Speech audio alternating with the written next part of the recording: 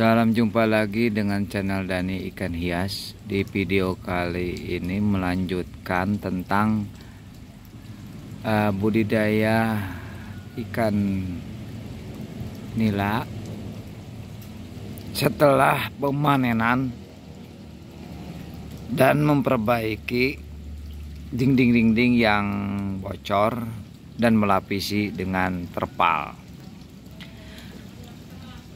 Terlebih dahulu saya sampaikan kepada penonton agar like, mensubscribe, juga mengkomen video ini agar selalu mendapatkan notifikasi yang dibutuhkan tentang budidaya ikan konsumsi dan ikan hias.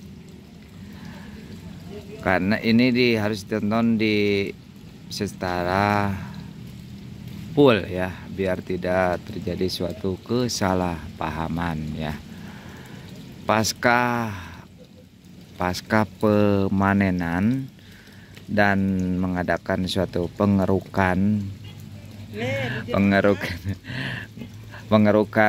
ini pasir ya, pasir atau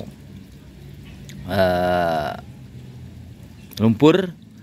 Ini akan menyebabkan suatu tumpukan lumpur, dan lumpur ini kalau udah setelah dikeringkan dan dimasukkan air akan terjadi suatu kotoran yang mengambang di atas ya, berupa lumut yang sudah kering mengambang ke atas ya. Itu namanya itu merupakan suatu gejala alami ya, nampak seperti ini yang hitam-hitam ya. Itu lumut yang sudah kering dan mengapung ke ke permukaan ya. Oleh karena itu yang perlu diperhatikan biar terbuang, outletnya ini harus berjalan dengan baik ya, pengeluarannya ini ya, agar kotoran atau lumut keringnya ini biar terbuang begitu. Nah, seperti ini ya, nampak dikit-dikit terbuang ya. Terserah sobat-sobat ya, kalau pingin membuangnya secara horizontal ya. Misalkan di sini membuat suatu selokan ke sana tanpa paralon juga bisa ya, dengan syarat ada kawat atau besi beton ya, agar ikan nggak kabur begitu. Itu yang dimaksud. Kalau saya ini memakai caranya itu vertikal, karena ini bersatu dengan paralon pembuangan kalau dikala panen tuh nggak kesulitan gitu ya. Jadi outputnya di sini, kalau panen juga di sini, jadi tinggal dibuka saja ininya, paralonnya diangkat, udah mudah ininya ya. Jadi untuk pemanenannya itu ya, ada juga yang double ya, ada yang secara vertikal juga dengan horizontal ya, horizontal bikin selokan di sini ya, belokan dari sini bikin ya. Kalau abah sendiri sementara ini menggunakan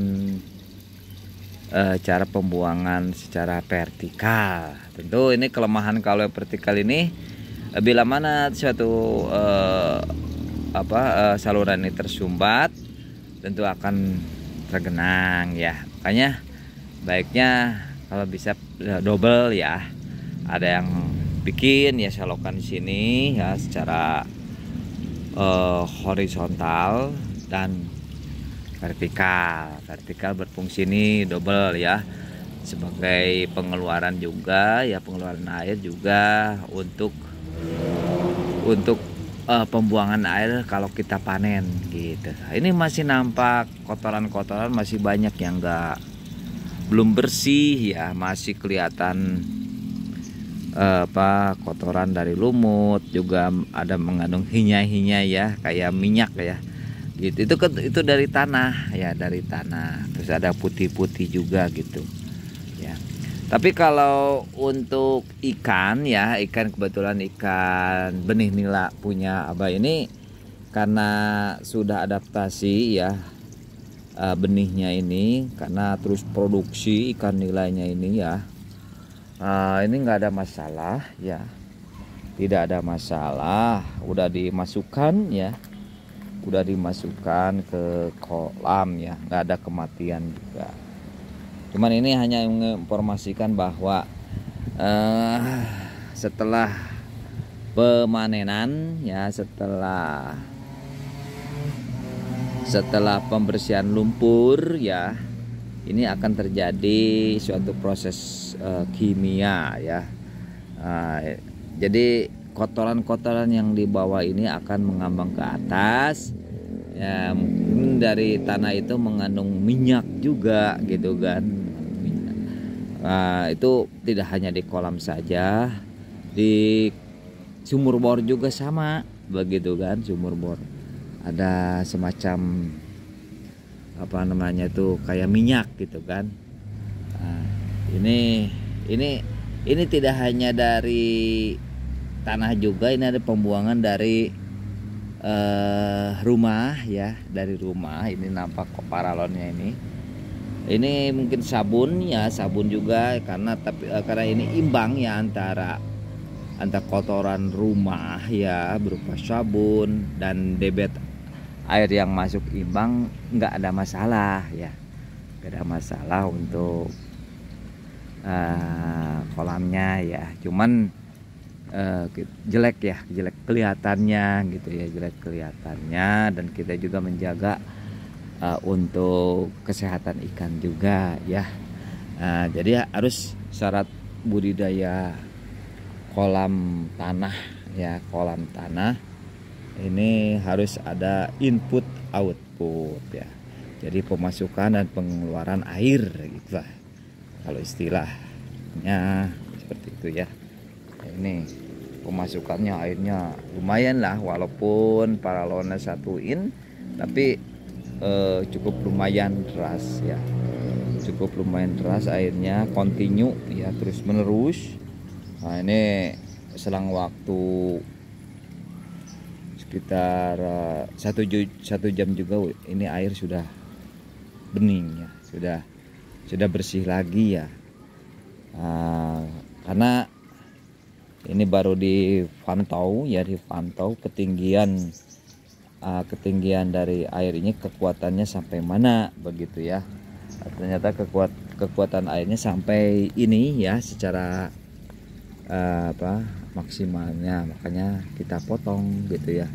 Jadi ini pengeluaran dari airnya ini. Ini kebuang nih kotoran-kotorannya, kotoran berasal dari tanah ya, yang sudah pasca pemanenan dan pengerukan dari tanah ya, dari lumpur gitu. Lama kelamaan gini ini akan jernih ya, akan jernih. Ikan sementara aman, nggak ada masalah begitu ya. Beda kalau ikan berasal dari luar daerah, perlu diperhatikan ya, perlu diperhatikan sekali ya, karena perlu adaptasi. Sementara punya Abah ini masih budidaya ikan nila sendiri ya, jadi sudah nggak ada masalah ya, karena udah mengenal ikannya, airnya di air wilayah sini gitu ya. Untuk terpal sih nggak ada masalah nih, kebocoran dari terpal nggak ada masalah. Kalau toh ada kebocoran dari terpal, biasanya ada aliran menuju sela-sela ya, ini nggak ada masalah ya, ditunjukkan air masuk, terus ada kotoran-kotoran yang masuk ke sela-sela terpal, ini nggak ada masalah ya, air mengalir menuju paralon ya. Demikian sementara yang perlu disampaikan ya, penjelasan penjelasan tentang uh, budidaya ikan kanila pasca pemanenan ya, pasca pemanenan dan